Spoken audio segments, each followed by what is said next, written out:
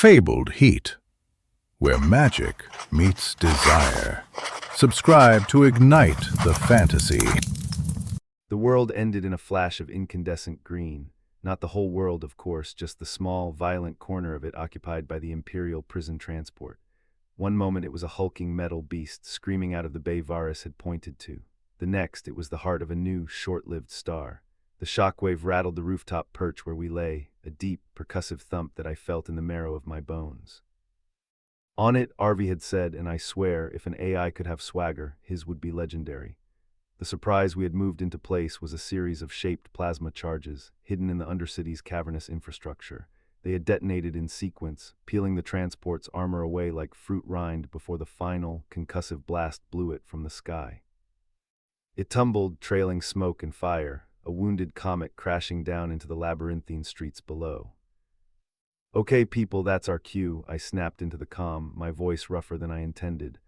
"Olsen, you're on point. Converge on the crash site, secure the package, expect heavy resistance. Arvi is painting targets for you." "Copy that, Commander," the Terran Fox's voice crackled back, steady as ever. "Moving in."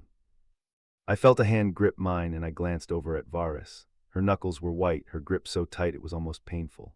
Her golden eyes were fixed on the plume of black smoke rising from the wreckage, her beautiful face a mask of tension so profound it seemed carved from stone. I squeezed back, attributing it to the adrenaline, the gut-churning anxiety of a plan reaching its most chaotic point. We had talked this through a dozen times, but nothing prepares you for the moment it all goes live. "They'll get them out," I murmured, my thumb tracing a line over the back of her hand. "Olsen's good, our people are better." She didn't answer, her gaze unwavering. "Arvi, give me eyes inside," I commanded, my own focus shifting back to the tactical simulation in my head. A drone feed flickered to life, the perspective shaky as one of our micro-drones zipped through a fresh tear in the transport's fuselage. The interior was a nightmare of twisted metal, sparking conduits and groaning survivors.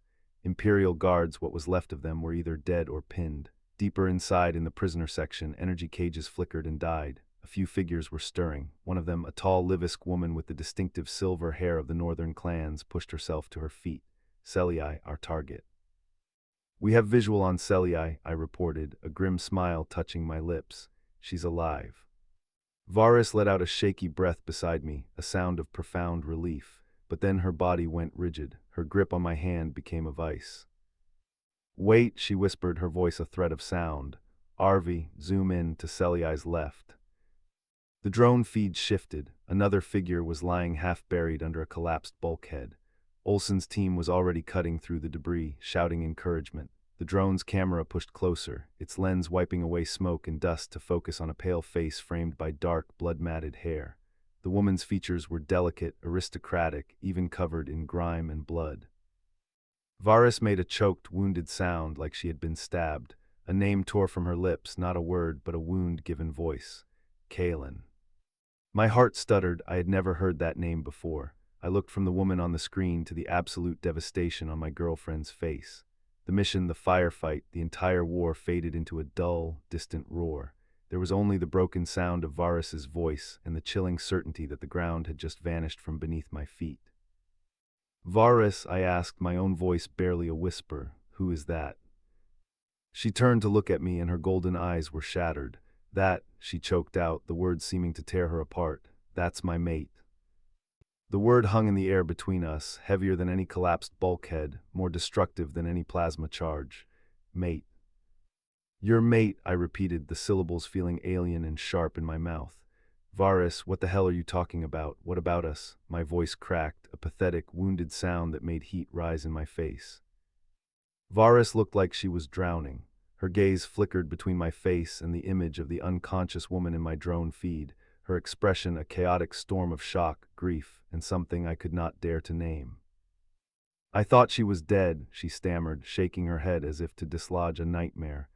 "The Empress, her purge of the old houses, Kaelin's family was first. I was told she was executed. I saw the official decree." She explained it in ragged, breathless bursts. The Livisk concept of a bonded mate was not just romance. It was a connection of spirit, a resonance of the soul forged in their species' ancient past. A bond thought to be unbreakable. A bond Varus had mourned for 5 years. 5 years before she met a loudmouthed, sarcastic human who made her laugh again, before me. Every shared secret, every quiet moment in the dark, every soft kiss suddenly felt like a lie built on a ghost's grave. I felt hollowed out, a raw, gaping void where my certainty used to be. Commander Arvy's voice cut through my spiraling thoughts, sharp and insistent. Multiple Imperial heavy transports on approach, ETA 4 minutes. That Executioner-class ship in high orbit is shifting position. It is powering primary weapons. The cold slap of tactical reality was almost a relief. I shoved the agony down, packing it into a small, tight box in my chest. I could bleed later. Right now, people were going to die if I fell apart. Olsen status, I barked into the comm, my voice hard as Durasteel. We have Celiai and the other HVTs. This one, he grunted with the strain of lifting someone, is in bad shape, but she's breathing. We're moving to extraction point Beta. Imperial foot mobiles are trying to pin us in. I see them, I said, my mind racing as I analyzed the shifting battle map in my head. Arvy, lay down suppressing fire on corridors 3 and 5, create a bottleneck. Olsen, you're clear to the sublevel access tunnel. Go now. My orders were crisp, professional, detached. I could feel Varus's eyes on me, could feel the weight of her guilt and confusion, but I refused to look at her.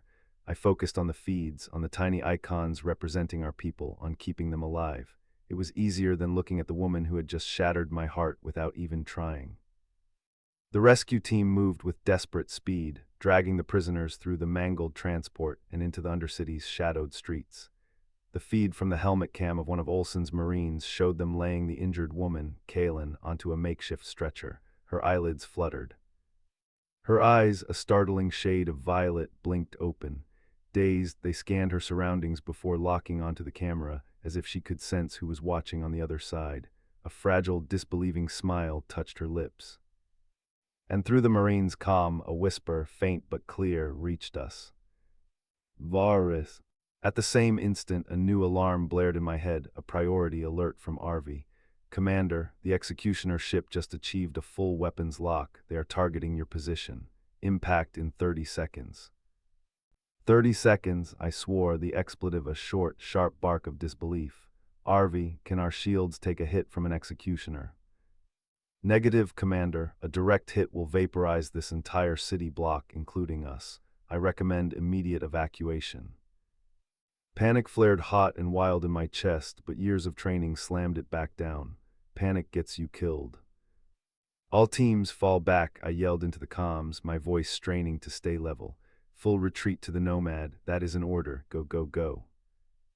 I grabbed Varus by the arm, yanking her toward the hidden access hatch that led to our own escape route. She stumbled, her eyes still wide with shock, her movements clumsy.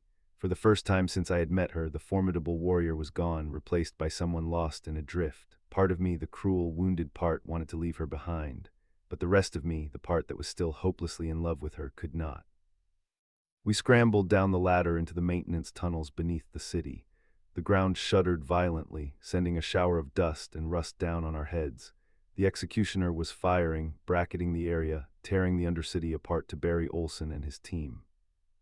We burst into the hidden hangar where our ship, the Nomad, waited. It was not pretty, but it was fast. The ramp was already down. Olsen's team was just ahead of us, carrying Celiai and Kaelin aboard. We piled in after them, and I slammed my palm on the ramp control, sealing us inside the cramped, metallic belly of the ship. Get us out of here, Arvy, I shouted, sprinting for the cockpit. The ship's engine screamed to life, and we shot out of the hangar, scraping the walls as we banked hard, weaving through the superstructure of the Undercity.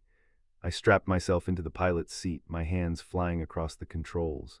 Varus took the co-pilot seat, her movements automatic, her face pale in the green glow of the console. The tension in the cockpit was suffocating. Out of the corner of my eye, I saw her glance back toward the small medbay where Olsen was working on Kaelin.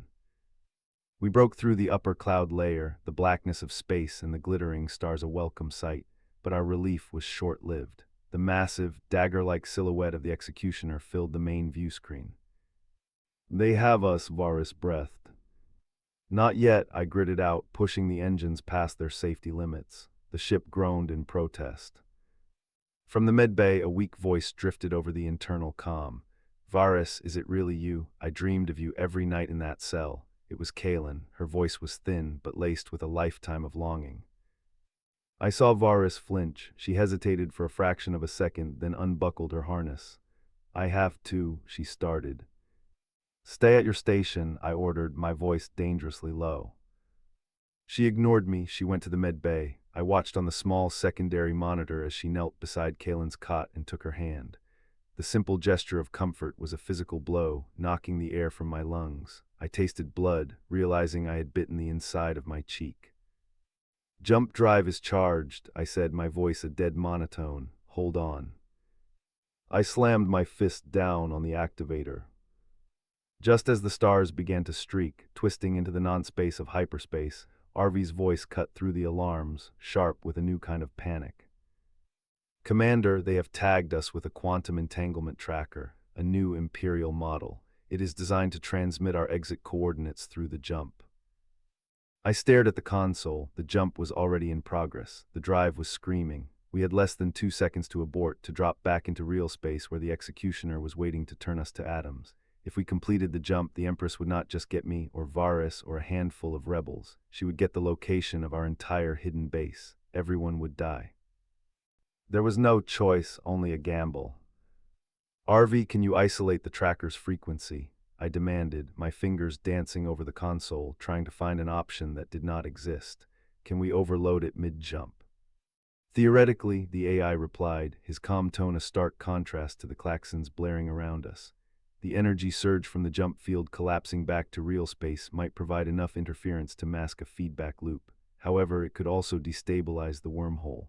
The odds of catastrophic drive failure are approximately 73%. "I'll take those odds," I snapped. "Do it." I keyed in the sequence, praying I remembered the emergency protocols correctly. The jump, which should have been a smooth, disorienting transition, became a physical assault. The world outside the viewport, already a tunnel of impossible light, fractured. The nomad screamed, not the mechanical groan of stressed metal, but a high-pitched shriek of a system being torn apart from the inside out. We were thrown against our restraints. In the back, I heard a cry of pain from Kaelin. Through the monitor, I saw Varys throw herself over her injured mate, shielding Kaelin's body with her own. The sight was a fresh twist of the knife, cold and precise. I wrenched my eyes away, focusing on the bucking controls, fighting to keep the ship from disintegrating. The journey felt like an eternity compressed into 10 seconds of pure hell. The ship vibrated so violently my teeth ached, and the lights flickered and died, plunging us into strobing flashes of red emergency lighting. Then, with a final, bone-jarring lurch that felt like hitting a mountain at full speed, it was over. We dropped out of the jump. Silent. The sudden absence of noise was more terrifying than the chaos. The ship was dead, adrift in the black. Only the faint hum of emergency batteries and my own ragged breathing filled the cockpit. "Did it work?" My voice was a hoarse whisper. A few tense seconds passed before Arvy's voice returned, tinny and faint through the low-power comms. "Tracker signal is gone. They do not have our location. However, Commander, main power is offline. Life support is on minimal battery backup. We are stranded." Relief warred with a new, creeping dread. We were safe, but we were also in a coffin, floating in the middle of nowhere. The immediate threat was gone, but the emotional one was just beginning. I unbuckled myself, my muscles screaming in protest. The silence in the ship was absolute, heavy with unspoken things. I walked back toward the med bay, my magnetic boots clanking ominously on the deck plates. Varys was still kneeling beside Kaelin, murmuring to her in the soft, flowing syllables of their native Livisk tongue. She was stroking Kaelin's hair away from her face with a tenderness that made my stomach clench. She looked up as I approached, her golden eyes luminous in the dim red light. They were filled with 1,000 conflicting emotions: apology, confusion, pain, and a deep, aching sadness that mirrored my own. "Will," she began, her voice cracking. I don't know what to say." "Save it," I said, my own voice flat and empty. The anger was gone, replaced by an exhaustion so profound it felt like it had settled in my bones. "We have more immediate problems. Get to the engine room and run a diagnostic. I need to know what is dead and what we can fix." She flinched at my tone but nodded, rising to her feet. "And Varys," I added, stopping her as she passed. She turned back, her expression wary. When we get power back online, I said, meeting her gaze, my voice deadly quiet, you and I are going to talk, and you are going to tell me everything.